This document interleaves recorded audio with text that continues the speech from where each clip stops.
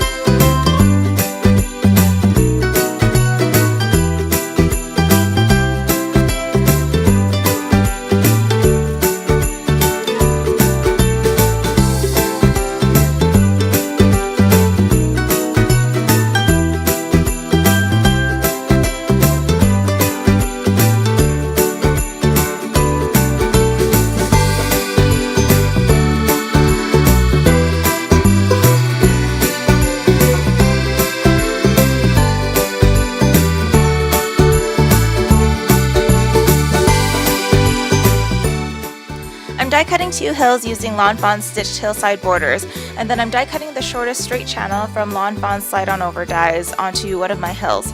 I'll also be taking MFT's Iceberg Dynamics, and I'm cutting out 4 icebergs, but I only actually use one of them on my card. I cut down a piece of white cardstock to 2 7/8 by 3 3/4, and I'm going to do some ink blending.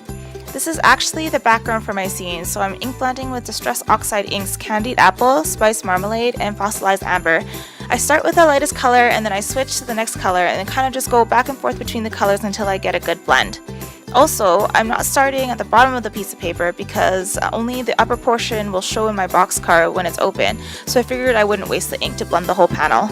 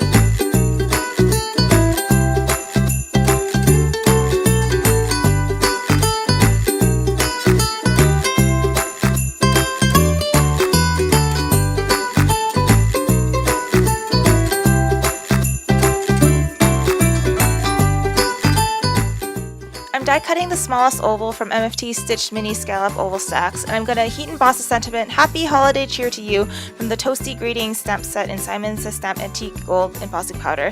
Then I'll just set everything aside while I work on my box card base.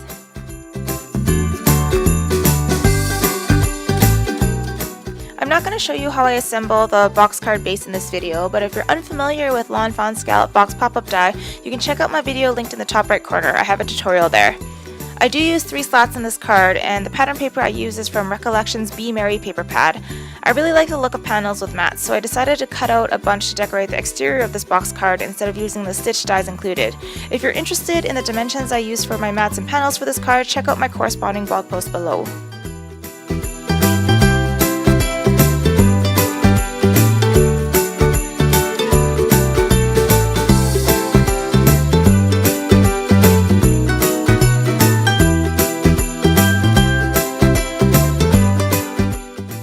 just gluing my sentiment to my front panel, then I'll proceed to trim down my hills and add tabs to them that were cut from scrap pieces of cardstock. I added tape to the bottoms of these tabs and adhered them into my box card onto the second slat.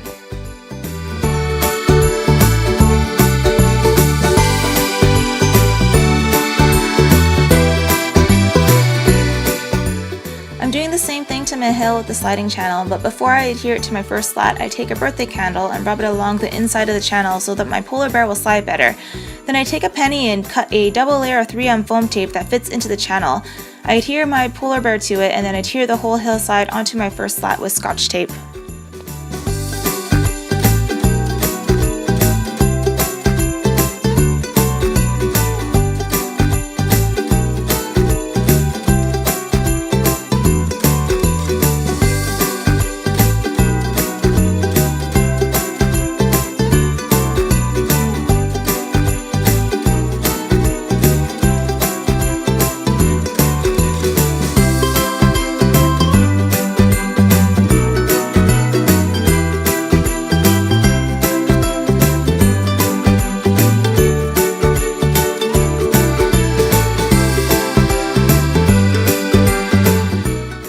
My iceberg was kind of on the short side, so I added a strip of cardstock as a little extension before taping it into my third slat.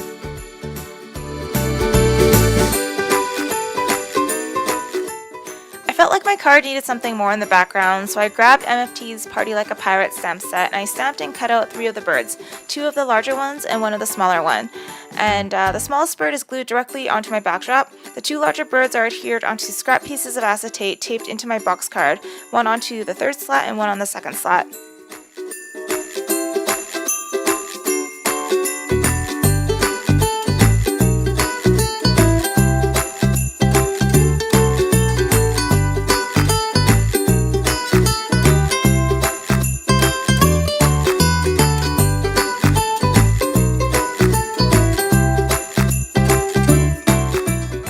Lastly, I'm just adding another little polar bear to the back of the card as a little decorative element, and then we'll call this card done.